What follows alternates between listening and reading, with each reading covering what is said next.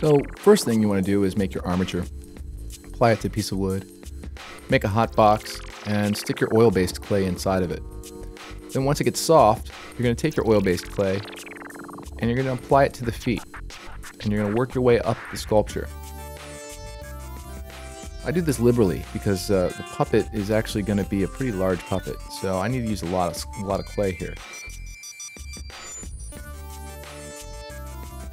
Now the thing with oil-based clay is, as it gets cold, it hardens, and I like to use Chavant clay. I use a P40 on this sculpture, but I also use what's called D-J. Now something to know about clay is, with the Chavant brand, they have sulfur-based and non-sulfur-based. And the sulfur-based is very bad for things like silicone castings and stuff like that, unless you know your materials pretty well. I would steer away from it, and I would go with a non-sulfur-based clay. The other disadvantage of sulfur-based clay is people can be allergic to it, and if you have anybody in your household that's allergic to it, it's going to be all over your hands, your clothes, you name it. It'll even be in the air, and it can make somebody pretty sick. So here you see I'm sculpting really fast, and that's because we sped this up. But I'm just applying the clay everywhere to the armature. I tend to do my fingers last because I just want to get the sizing first. In some cases I even do the head last. The great thing about Chavant is it lasts for a long time and you can recycle it over and over again. You just stick it in a crock pot and you can melt it down and pour it out onto a slab of aluminum foil, and you basically, make sure that you have it in a tray, because if you don't have it in a tray, it'll pour all over the table. But basically you can recycle this clay over and over and over again. I tend to buy the big 8-pound cylinders, and I have boxes and boxes of this stuff. And I'm constantly sculpting puppets or even props and sets stuff, and you name it. And this is a great clay to work with. Now one thing to watch out for as well is this clay, when it heats up, it can get really liquid, and you want to make sure that you're not picking up the liquid clay with your hands. So sometimes you might want to use a tool or something. But since I've done this quite often, I kind of built up the resistance in my fingers, and I can actually take this clay and just dip my finger in it and apply it to the sculpture. Now you see I'm blocking out everything. I'm blocking out the feet, the legs, the hips, his stomach, his chest. Clay basically just goes all over the armature. Now as you apply it, it will harden, and just keep applying clay layer after layer, and it should stick. Now if you walk away from your sculpture and it's cooled down at all and it's hardened, especially in cold weather, your clay might not stick to it, so you might want to rough up the edge and apply clay to that as well.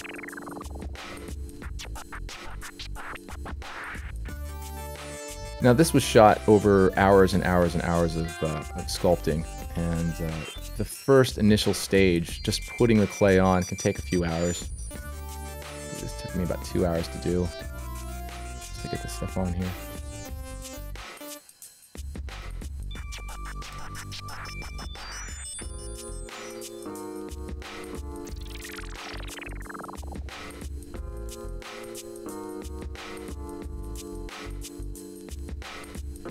You see I'm blocking out the fingers. I'm doing each finger separately, and then I'm going to apply clay to the actual hand, the palm area and the back of the hand. And this is just roughing it out. You just want to get an idea of your size, your feel. If you need to, if you have really long wire in the fingers and stuff, keep sculpting. Don't cut them off until you're completely done with the overall shape. I'm constantly changing the shape of my fingers, my feet, my head, everything. You name it. It's part of the process, and it's actually a lot of fun, believe it or not.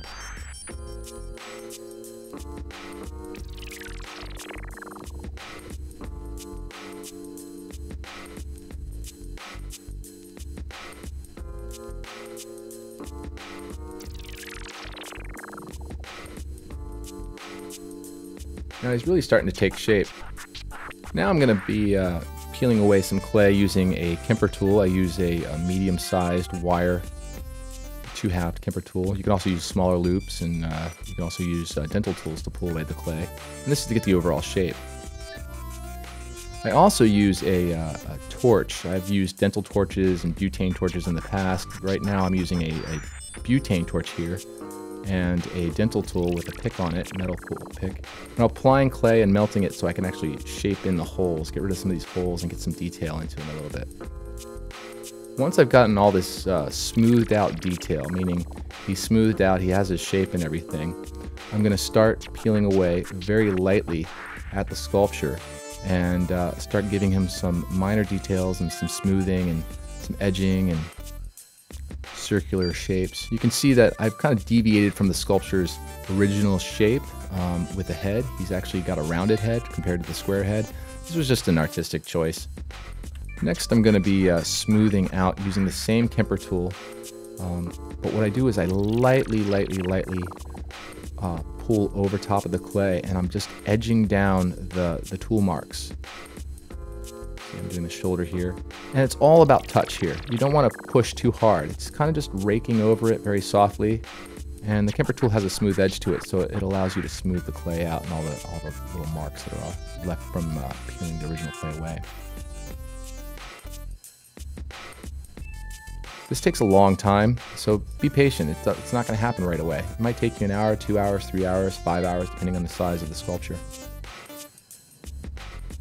Then I take a dry finger and I rub all over the sculpture to make sure I can smooth down what I can with my fingers, whatever's left over. And this helps to feel and find little points that need to be smoothed down even more with the tools.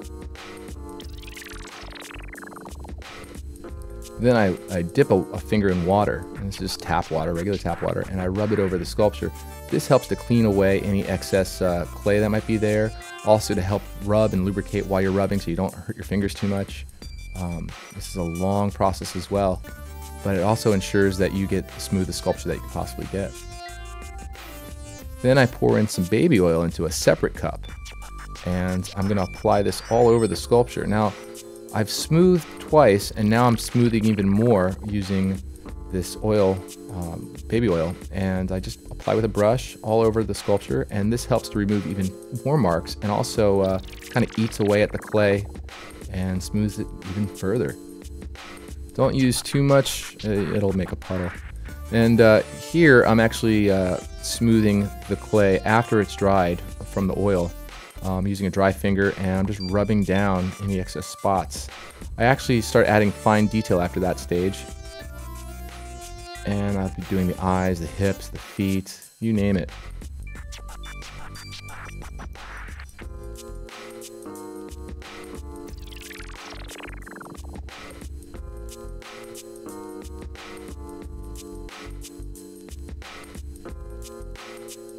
To get even more detail smoothed into it, I use a torch, and this actually do this all over the puppet. This smooths it even further.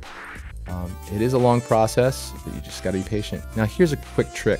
You can take canned air, flip it upside down, and spray the puppet. If your puppet gets too hot, too warm, or too soft, this will actually cool the puppet down. It'll freeze the surface area of the puppet and allow you to actually cut more detail into it or smooth it even more. You see here I'm rubbing it right after I sprayed. Be sure not to spray it on your hands. You can get burned by the cold air.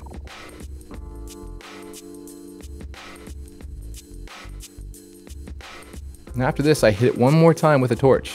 And this ensures that I'm getting all the smoothness out of this puppet as I possibly can. Now, if I was doing a monster or something, I wouldn't necessarily do all this smoothing technique.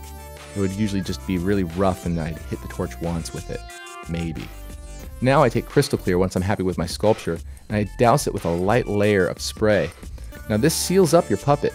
If you're really happy with what you're doing, you can just coat the hell out of your puppet with crystal clear, but make sure you do them in small layers first. And also the crystal clear can help to smooth your puppet even further.